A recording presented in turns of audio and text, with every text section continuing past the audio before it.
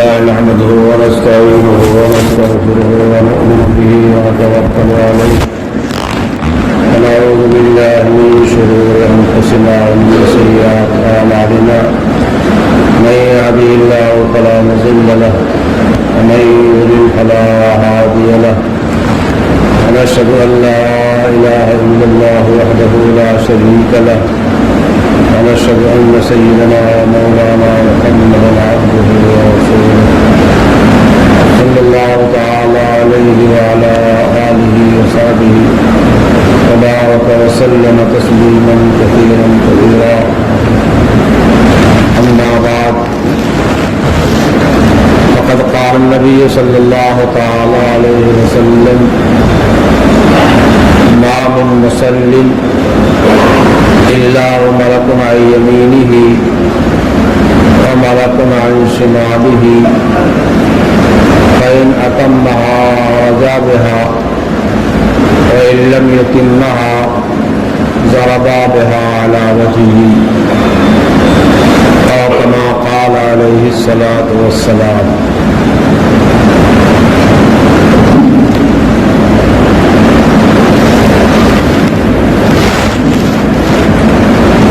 ایمان کے بعد سب سے معتم بالشان عمل جو ہے وہ نماز کا ہے، اور شریعت کا ہر عمل معتم بالشان ہے. اللہ کا ہر حکم عظمت کا حامل ہے، اہتمام کا حامل ہے. نبی کریم صلی اللہ تعالی علیہ وسلم کی لائی ہوئی پوری شریعت انتہائی قابل عظمت اور معتم بالشان ہے. نماز کی اہمیت سب سے زیادہ ہے. اس کا یہ مطلب نہیں ہے کہ اور اعمال معتم بالشان نہیں ہے. کون کہہ سکتا ہے کہ زکوٰۃ معتم بالشان نہیں ہے؟ کون کہہ سکتا ہے روزہ معتم بالشان نہیں ہے؟ کون کہہ سکتا ہے کہ حج ہے معتم بالشان نہیں ہے؟ اس کے ساتھ ساتھ بہت سے فرائض، حقوق، سنن، مستحبات، ہر ایک اللہ کے قرب کا ذریعہ ہے. اور ان اعمال پہ چلنا اور عمل کرنا اللہ کی محبت کی علامت ہے. اللہ یہ کہ کوئی اندر سے ایمان والا نہ ہو اور باہر سے ایمان کے اعمال کر نظر آوے اس سے کر رہا ہو، اس کے چہرے پہ نور نہیں ہوگا. جیسے خفیہ ایجنسی والا کوئی محکمہ، اس کا کوئی فرد ہو اور وہ لوگوں کے ساتھ شریک ہو کر کے نماز پڑھتا ہے تو اپنی دنیا کی ڈیوٹی بجا رہا، آخرت کی نہیں کر رہا. دنیا کی ڈیوٹی بجا رہا ہے، بنا ہوا ہے، حقیقت اس کے اندر کچھ نہیں ہے. ایمان کی حقیقت جب قلوب کے اندر اتر جاتی ہے تو اس کا رنگ کچھ اور ہوتا ہے. ایمان ایسی چیز ہے اس کے دل میں آنے کے بعد ایمان والے کی کچھ اور ہی کیفیت ہوتی ہے. جس قدر ایمان پختہ ہوگا اس قدر ایمان کے بعد جو اعمال اسلام ہیں ان پہ چلنا اس کے واسطے آسان ہوتا چلا جائے گا. اسی لیے ایمان کی پختگی کی سعی اور کوشش کی جاتی ہے. ایمان کے نور کو دل میں چمکانے کی محنت کی جاتی ہے. اسی واسطے نبی کریم صلی اللہ تعالی علیہ وسلم نے ارشاد فرمایا جددوا ایمانکم بقول لا الہ الا اللہ. جددوا ایمانکم بقول لا الہ الا اللہ. لا الہ الا اللہ پڑھ کر کے، لا الہ الا اللہ کا ورد کر کے اپنے ایمان کو تازہ کیا کرو. جب ایمان تازہ ہوگا، اس تازگی کا حاصل یہ ہوگا کہ جو دل پر کوئی اور گرد و غبار چڑھا ہوا ہوگا وہ صاف ہو جائے گا. اور ایسا شخص جو ایمان والا ہوگا، اس سے جب کوئی معصیت ہوگی، کوئی گناہ ہو جائے گا، وہ فوراً متوجہ ہو جائے گا اللہ تعالیٰ کی طرف اور توبہ کر کے گناہوں کی نحوست سے جو دل پہ سیاہ نقطہ لگتا ہے، گناہوں کی نحوست سے جو دل کے اندر حق سے دوری پیدا ہوتی ہے، اللہ تعالیٰ سے بہت پیدا ہوتا ہے، تو وہ اس توبہ کے ذریعے سے، یعنی یہ یوں کہیے کہ توبہ کے پانی کے ذریعے سے سب دھل جاتا ہے. التائب من الذنب کمن لا ذنب لہ. اللہ کے حبیب پاک صلی اللہ علیہ وسلم نے ارشاد فرمایا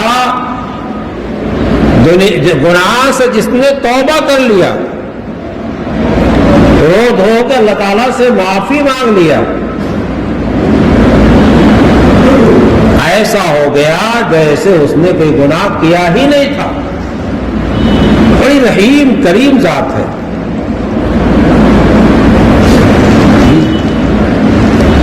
اللہ تعالیٰ کی صفت منتقم ہونا ہے، بدلہ لینے والا ہونے کی صفت ہے، لیکن یہ صفت وہاں ظاہر ہوگی جب کوئی سرکشی کرے گا، ہٹ دھرمی کرے گا، توبہ استغفار نہیں کرے گا، اللہ کی طرف رجوع نہیں کرے گا، تو یہ صفت اس کے واسطے ہے. اور غفار الذنوب، ستار العیوب، یہ اللہ کی صفت ہے. اللہ کے سامنے جو ہاتھ اٹھاتا ہے تو اللہ کی رحمت متوجہ ہو جاتی ہے. اور حقیقت یہ ہے کہ یہ ہاتھ اٹھانے کی توفیق بھی اسی نے عطا فرمائی. یہ اسی کا کرم ہے، اسی کا فضل ہے. جس پہ اللہ کا یہ فضل ہو جائے وہ اللہ کا شکر ادا کرے.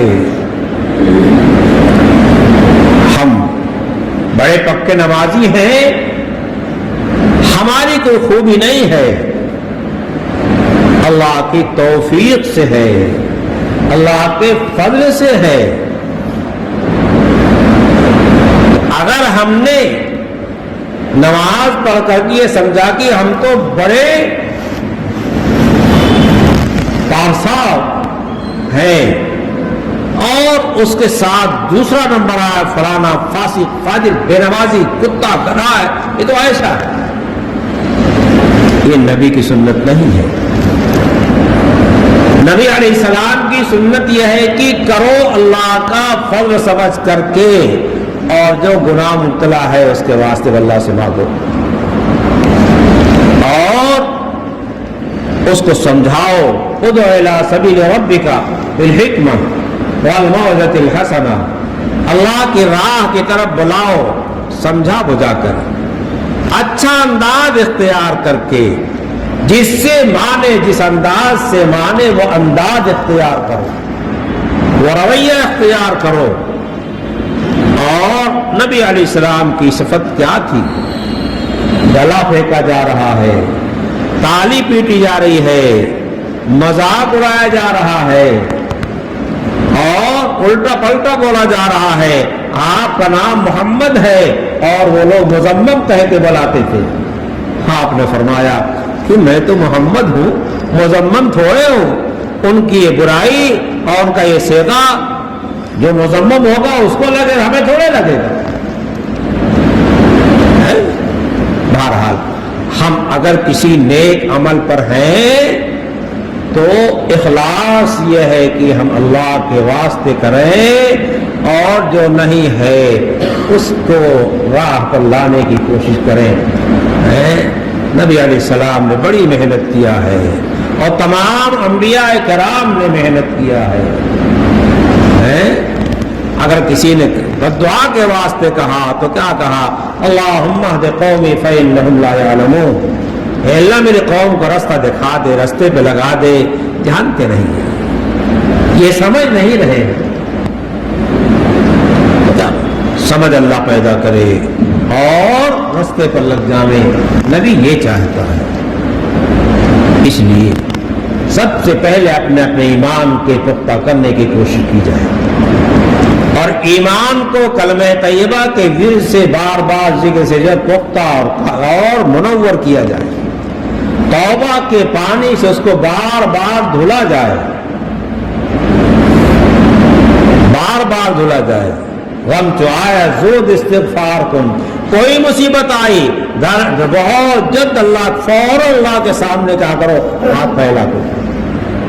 غم زامر خالق آمد کار کن، یہ جو آئی ہے مصیبت، جو آئی ہے بیماری، جو آئی ہے کسی طرف سے تکلیف، خود نہیں آتی، اللہ کی طرف سے آئی ہے. اللہ سے مانگو. حضرت موسیٰ علی نبینا علیہ السلام بہت بڑے پیغمبروں میں اور سارے انبیاء بڑے. ان سے کسی نے سوال کیا، حوادث کا تیر ہوں،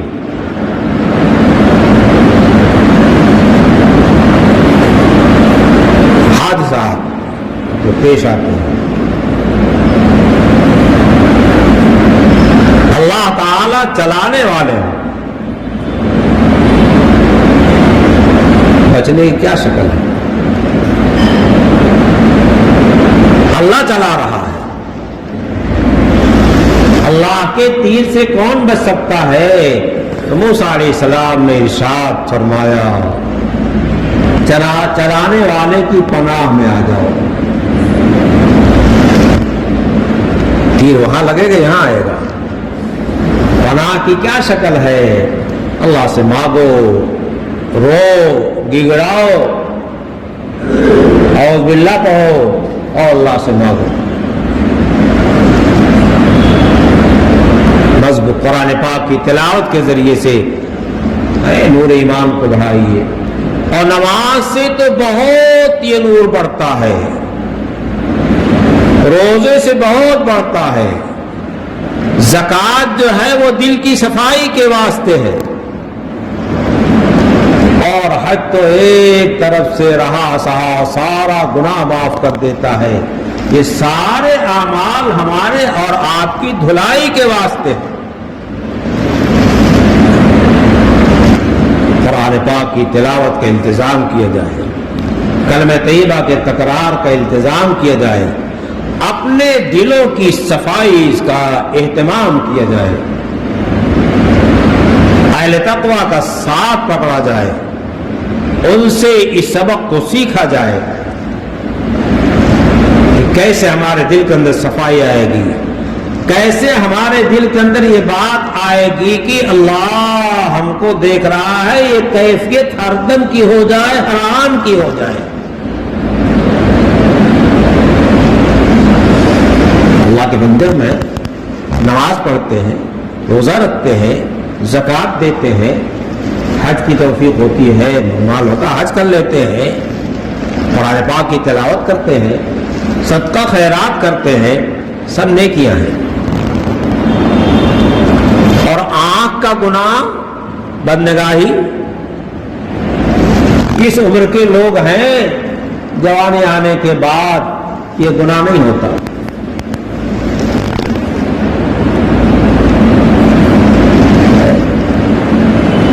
یہ گناہ عام ہے اور یہ گناہ اتنا خطرناک ہے کہ کتنوں کا اسے قرآن پاک بھول گیا، قصے لکھے ہوئے ہیں، حدیثیں یاد تھی بھول گئی، واقعات لکھے ہوئے ہیں، اور دماغ کا کمزور ہو جانا آج عام چل رہا ہے، نسیان کا آنا یہ عام چل رہا ہے. یہ اور بھی چیزیں ہیں، اسباب اس کے ہیں، ایک چیز کے کئی سبب ہو سکتا ہے، لیکن بڑا سبب جو ہے جو عام ہو رہا ہے وہ بدنگاہی ہے. کیا کہتے ہیں صاحب؟ صبح شام کی تسبیحات چھوٹ گئی، جماعت میں گئے تو خوب عمل کیا، امیر صاحب ساتھ رہے تو ہر دم نیکیوں پہ نیکیاں، وہاں سنتے رہے صاحب، بلڈنگیں دیکھ کے مرعوب مت ہونا، اللہ کی طرف چلو، عورتوں دیکھ کر کے بدنگاہی مت کرنا، یہ کرو وہ کرو، جگہ جگہ روزانہ سنتے رہتے تھے تو گناہوں سے بچتے تھے. جب وہ ماحول چھوٹ گیا اللہ کے تذکرے کا، قرآن کے پڑھنے کا، پڑھانے کا، واعظ کا، نصیحت کا، جب گھر آئے اور یہ دونوں آنکھیں نکلی کہ کھلی تو اب بلڈنگیں بھی دیکھنے لگے، کسی بڑی شاندار دکان اس پہ جو زبان سے پانی ٹپک رہا ہے، اور حسیناؤں کو دیکھ کر کے تو ایک دم پورا. اور آج کا منظر اس کی وجہ سے نماز چھوٹی، تلاوت چھوٹی، ذکر کی لذت چھوٹی، نماز کی لذت چھوٹی. اور ایک دن وہ آتا ہے کہ مسجد چھوٹ جاتی ہے، گھر میں نماز نہیں پڑھ پاتا، کیوں؟ سبب نہیں جانتے ہیں. تو بہت لوگ میں نے بتایا، مجھ سے کہا کہ صاحب ایسا ہے کہ ذکر نہیں کی پابندی نہیں ہو پاتی، تسبیحات کی پابندی نہیں ہو پاتی. میں نے کہا ایک پابندی کر لو سب کی ہو جائے گی. آنکھ کی حفاظت نہیں کر تو آنکھ کی حفاظت کر لو سب ہو جائے گا. کتنوں نے مجھ سے شکایت کیا جب میں نے یہ کہا، فوراً خاموش ہو گئی، کوئی ہلا نہیں کیا، تو پکڑ گئے، چور پکڑا گیا. تو چور پکڑا جائے اصلاح ہو جائے گی. روز چوری ہو رہے، ایک دن پکڑا گیا، کیا ہوا؟ چوری بند ہو گئی. آنکھ کی چوریاں خدا دیکھ رہا ہے، کان کی چوریاں جو رضائی کے اندر کرتے ہیں، موبائل سے گانے سنتے ہیں، فلمیں سنتے ہیں، خدا دیکھ رہا ہے. زبان سے جو غیبت کرتے دو آدمی بیٹھ کر کے مسجد کے اندر، مدرسے کے اندر، خارقاہوں کے اندر، دکانوں پر، یہاں وہاں چوراہوں پر، خدا سب دیکھ سن رہا ہے. یہی کوشش کی جاتی ہے کہ ایک کیفیت یہ ہو جائے کہ ہمیں اللہ دیکھ رہا ہے، ہمیں اللہ دیکھ رہا ہے. اللہ دیکھ رہا، باپ دیکھتا ہے تو غلطی کرتا ہے، استاد دیکھتا ہے تو غلطی کرتا ہے، اور شیخ دیکھتا ہے تو غلطی کرتا ہے، اب بزرگ بن جاتا ہے نا. اور اللہ دیکھ رہا تو یہی کوشش کی جاتی خانقاہوں کے اندر، یہی کوشش کی جاتی صوفیہ کے اندر، ایک مزاج ایسا بن جائے کہ سامنے عورت آئی اور نگاہ جو ہے پھیر لیا، دوسری طرف کر لیا. کیوں؟ ہمارا اللہ اس سے ناراض ہوتا ہے. اجنبیات کو دیکھنا جائز نہیں ہے، شرعی پردے کا اہتمام کرنا چاہیے، مردوں کے واسطے بھی اور عورتوں کے واسطے بھی. عورتیں سمجھتی جس کو چاہیں دیکھیں، نہیں. قل للمؤمنین یغضوا من ابصارہم، مومنین سے کہہ دیجئے اپنی نگاہ نیچے رکھیں، اور مومنات سے بھی کہہ دیجئے وقل للمؤمنات یغضضن من ابصارہن، یہ بھی نگاہ نیچے رکھیں. دونوں کو حکم دیا گیا ہے. اس لیے چشم بندو، لب بندو، گوش بند، آنکھ کی حفاظت کر لو اور منہ کی حفاظت کر لو، کان کی حفاظت کر لو. کہتے ہیں گر نبینی نور حق برمن مقند، اگر اللہ کی محبت معرفت کا نور نہ آ جائے تو ہنسی اڑانا میری، یہ کیسی بات کہہ رہا تھا بے پر کی، بے بنیاد نہیں، بے بنیاد نہیں ہے، کر کے دیکھا. بہرحال یہ اس پر آئی کہ ہم ہر دم اللہ کے سامنے ہیں، اور اس پر آئی بات کی ہمیں اپنے ایمان کے قوی کرنے کی کوشش کرنا چاہیے۔ میں نے آپ کے سامنے ایک روایت پڑھی ہے، کیا بندہ جب اللہ کے سامنے کھڑا ہوتا ہے نماز پڑھنے کے واسطے، ایک فرشتہ اس کے دائیں کھڑا ہوتا ہے اور ایک فرشتہ اس کے بائیں ہوتا ہے، دونوں اس کی نماز کی نگرانی کرتے ہیں۔ اب کہیے ہماری نماز کی نگرانی کرتے ہیں، ہر ایک یہ سمجھے کہ جو فرشتے ہماری نماز کی نگرانی کر رہے ہیں، تو ہمیں نماز میں یہ ہونا چاہیے نیت باندھتے ہی کہ اللہ کے دو فرشتے مقرر ہیں۔ جتنے اعمال نماز کے ہیں، جس طریقے سے نبی علیہ السلام نے فرمایا ہے اس انداز پہ ہونا چاہیے، کیوں یہ نگرانی کر رہے ہیں۔ آگے کیا فرمایا؟ آگے ما من مصلٍ الا وملک عن یمینہ وملک عن شمالہ، ایک فرشتہ دائیں ہوتا ہے ایک بائیں ہوتا ہے۔ فإن أتمها، اگر نماز کو صحیح مکمل طور پہ پڑھ لیا، عرج بها، وہ نماز فرشتے اللہ کی بارگاہ میں لے جا کے پیش کرتے ہیں۔ وإن لم يتمها، اگر ڈھنگ سے نہیں پڑھا، ضرب بها على وجهه، اس کے منہ پہ پھینک کے چلے جاتے ہیں۔ اب ہر ایک یہ سوچ لے، خود ہی فیصلہ کر لے، ہم نے کس انداز سے نماز پڑھی، منہ پہ مار دی گئی یا اللہ کے ہاں گئی۔ ہم میں سے ہر ایک کی فکر یہ ہونی چاہیے کہ ہمارا ایک ایک لفظ ہے اللہ کے ہاں مقبول ہو، ہمارے یہاں ایک بول، ہر بولی اللہ کے ہاں مقبول ہو، جو نکلے اللہ کے ہاں مقبول ہو، اور فرشتے وہاں لے جا کے پیش کریں۔ وضو کرتے ہیں مسواک کا اہتمام نہیں، پورے سر کا مسح کرنے کے اہتمام نہیں۔ امام غزالی نے لکھا ہے کہ چور جگہوں کا خیال کیا جائے، یہ کیوں نہیں حصہ رہ جاتا ہے، یہ جو کان اور داڑھی کے بعد درمیان کا حصہ ہے یہ حصہ رہ جاتا ہے، پیر میں قدم میں پیچھے جانے کا حصہ رہ جاتا ہے، خاص کر بڑھاپے کے عمر میں کھال خشک ہو جاتی ہے، سکڑ جاتی ہے تو اور رہ جاتا ہے، اور بڑھاپے میں آدمی تو غافل ہو ہی جاتا ہے، چستی وہ نہیں رہ جاتی، تو چست ہونا چاہیے۔ ہاں جتنا اللہ والا بوڑھا ہوتا جاتا ہے اس کی عقل بڑھتی جاتی ہے، اس کی توجہ اللہ بڑھتی جاتی ہے، وہ بوڑھا ہوتا ہے اور اس کا ایمان جوان ہوتا چلا جاتا ہے، اس کا ایمان جوان ہوتا چلا جاتا ہے۔ اس لیے اعمال کے ذریعے سے اپنے ایمان کو جوان کرنے کی کوشش کیجیے، اور جو آفات آ رہی ہیں، معاصی کی بنا پا رہی ہیں، ہمارا دین کامل مکمل ہے، کسی کا محتاج نہیں ہے، قرآن نے اعلان کیا ہے، ہم دوسروں کے مذہب پہ کیوں جاتے ہیں، یہود کا نصارہ کا لباس کیوں اختیار کرتے ہیں، ان کی باتیں ہمیں کیوں اچھی لگتی ہیں، محمد رسول اللہ صلی اللہ علیہ وسلم بات کیوں نہیں اچھی لگتی ہے، ان کا چہرہ ہمیں کیوں نہیں اچھا لگتا ہے، ان کا سب بال ہمیں کیوں نہیں اچھا لگتا ہے۔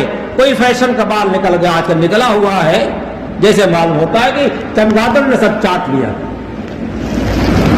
مگر محمد رسول اللہ جو بال رکھا وہ پسند نہیں ہے، اور ایک ایٹنگ بال جو ہے دکھا دیتا ہے وہ پسند کر لیتے ہیں، وہ جو لباس نکال دیتا ہے پسند کر لیتے ہیں، ایسے کیوں پسند کرتے ہیں؟ محمد رسول اللہ صلی اللہ علیہ وسلم کے ساتھ جو محبت ہونی چاہیے وہ نہیں ہے۔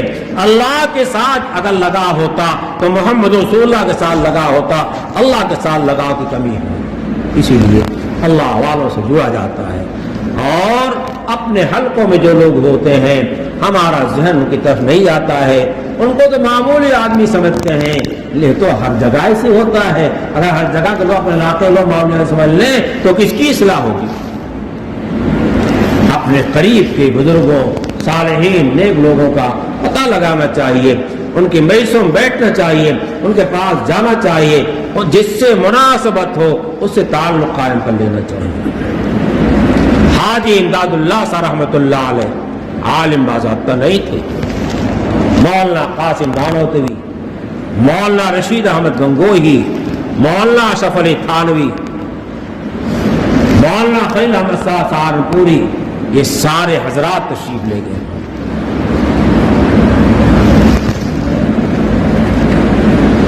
اور کتنے پائے کی ہوئی ہے؟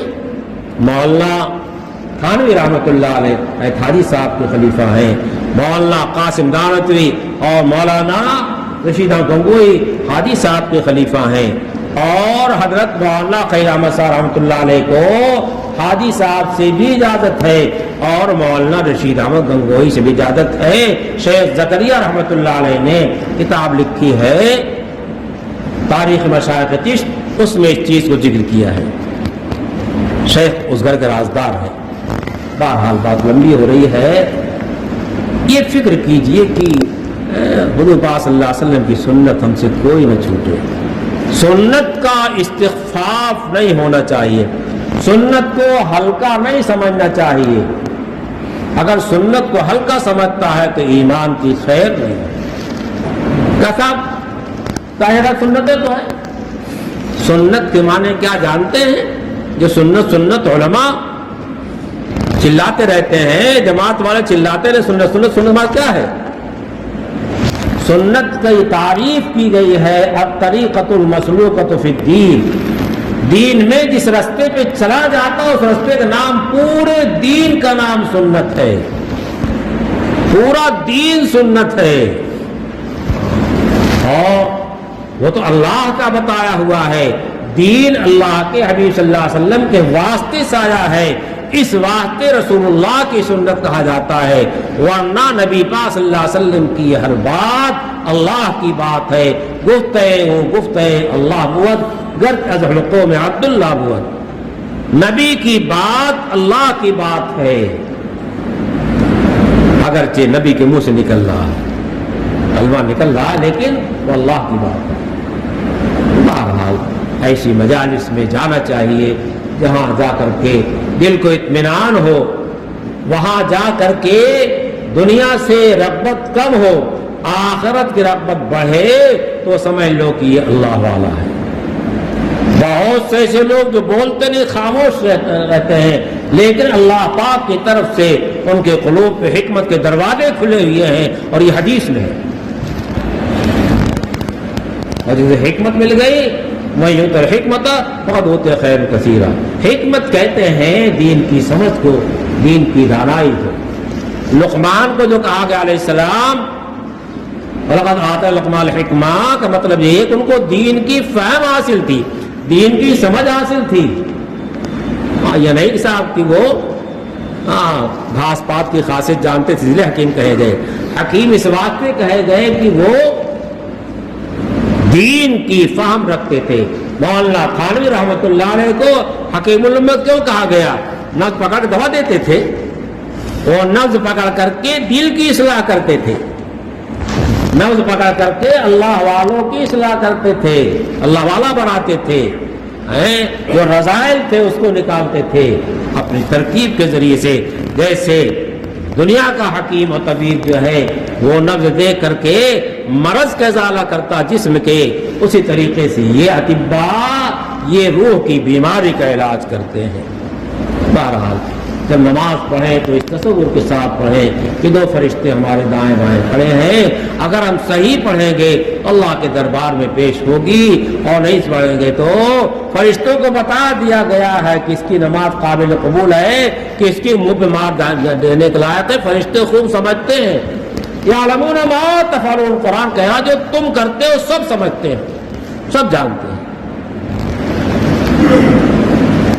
دین کی کتابیں دیکھیے، بزرگان دین کی کتابیں دیکھیے، شیخ زکریا رحمۃ اللہ علیہ کتاب بہت ہی کامیاب ہے، یہ بہت ساری کتابیں ہیں۔ اس وقت کے جو فتنے فسادات اور جو خرابیاں برائیاں ہم پہ جو مصائب آ رہے ہیں، ان مصائب کے سلسلے میں شیخ زکریا رحمۃ اللہ علیہ نے ایک کتاب لکھی ہے جو ایک خط کا جواب ہے، 150-200 صفحات میں ہوگی، ایک خط کا جواب ہے۔ اس میں مسلمانوں پر آفتیں مصائب کیوں آ رہے ہیں اس کو بہت تفصیل سے لکھا ہے، اور اکابر دیوبند نماز، روزہ، حج، زکوٰۃ، تقویٰ ان کا کیا معمول تھا.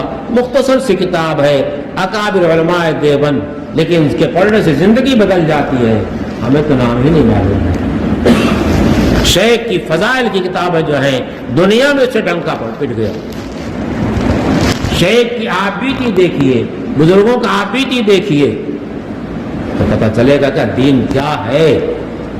مسائل میں بیشتی زیور ہمارے ہر گھر کے اندر ہونی چاہیے. عورتوں کے بہت سارے مسائل اس میں شامل کر دیا ہے، ان کی صحت وغیرہ کے لحاظ سے بھی سب چیزیں ذکر کر دیا ہے، مگر پتہ ہی نہیں کسی کو. ہم کو ناول پڑھنے سے فرصت نہیں. اب ناول کہاں چھپ رہی ہے؟ اب تو یہ سلامت رہیں تو رضائے کے اندر سنیما ہال کھلا ہوا ہے. اس کو ضرورت پہ استعمال کرو، بہت کام کا ہے. تھوڑی دیر میں امریکہ میں آپ کا کوئی رہتا بھائی، اس کی خیریت معلوم کر لیا، آواز سن لیا، تسلی ہو گئی ہے نا. اور ہمارے نوجوان کیا کرتے ہیں؟ وہ بس اسی میں لگے رہتے ہیں، اسی میں لگے رہتے ہیں. آنکھ خراب ہوتی ہے. اس وقت آنکھ بہت زیادہ موبائل کے ذریعے اس کی خراب ہو رہی ہے. جب اسکرین پہ نگاہ پڑتی ہے تو اس میں چمک بھی ہے، اور دوسرے یہ پلک جھپکتی ہے تو یہاں دو تھیلیاں ہیں جس میں آنسو ہے. پلک جھپکنے سے یہ پتلی رگ اوپر سے آتی ہے، اس سے پانی کی سپلائی ہوتی رہتی ہے تو آنکھ صحیح رہتی ہے. اور جب پانی سپلائی نہیں ہوتی ہے وہ رگ خشک ہونا شروع ہو جاتی ہے، پھر مسئلہ کھٹائی میں پڑ جاتا ہے. لیکن نوجوانوں کچھ سمجھاؤ، یہ تو شیدائی ہے. تصویروں پہ فدا ہے، تصویروں پہ فدا ہے. اور لطف تو یہ ہے کہ جن کے پاس بیویاں ہیں، نوجوان ہیں، ان کے ساتھ میں بیویاں ہیں، بیوی بھی تصویر پہ فدا ہے اور شوہر بھی تصویر پہ فدا ہے. کتنا پاگل پنا ہے یہ. آدمی سوچے تم کسی دوسرے کی بیوی کو دیکھ رہے ہو، گندا شوہر دیکھ رہے ہو، اور تمہاری بیوی تمہارے بغل میں ہے، لیکن شیطان نے بہکا رکھا ہے، شیطان نے گمراہ کر رکھا ہے. شیطان کی گمراہی سے بچیے، وہ دشمن ہے. اپنے ہر کام کو سنت کے مطابق کیجیے، دائیں ہاتھ سے سارا اچھا کام کیجیے. اپنے گھروں میں عورتوں کو بتائیے کہ پکانے میں، سامان نکالنے میں اور سامان چولہے پر رکھنے پر ہر ایک میں بسم اللہ الرحمن الرحیم کے اہتمام کریں. گھر کا دروازہ بسم اللہ پڑھ کر بند کریں اور ہر ایک بسم اللہ کر کھانا کھائے. تو شیطان کہے گا لا مبیت ولا طعام، نکلو یہاں، تمہاری گنجائش نہیں ہے. نہ کھانا ملے گا نہ رہنے کو ملے گا. یہ نبی علیہ السلام بتایا نسخہ ہے، کتنا ہم استعمال کرتے ہیں. ہم نے نبی علیہ السلام کی قدر نہیں کی، ہم نے اللہ کی قدر نہیں کیا ہے. ما قدر اللہ حق قدری، قرآن شکایت کرتا ہے اللہ کی جیسی قدر و عظمت چاہیے تھی، ہم سے نہیں ہو سکی. اتنی سی بات آپ کے سامنے آئی. نماز میں آپ استحضار کریں گے، یہ نماز کی استحضار آپ کو پوری زندگی میں استحضار پیدا کر دے گا. جہاں جائیں گے خدا کا تصور ہوگا، صفت استحضار ہوگی. جس طریقے سے نماز میں گناہوں سے بچتے رہتے ہیں، ویسے سڑک پہ چلتے ہوئے بچیں گے، ویسے سڑک پہ چلتے ہوئے بچیں گے.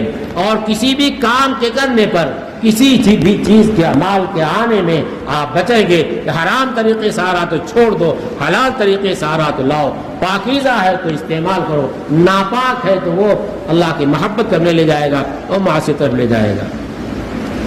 مال صالح لرجل صالح، اگر صلاح اور تقوی پر ہے تو، اور پاکیزہ مال ہے تو بہت بڑھیا چیز ہے، اچھی چیز ہے.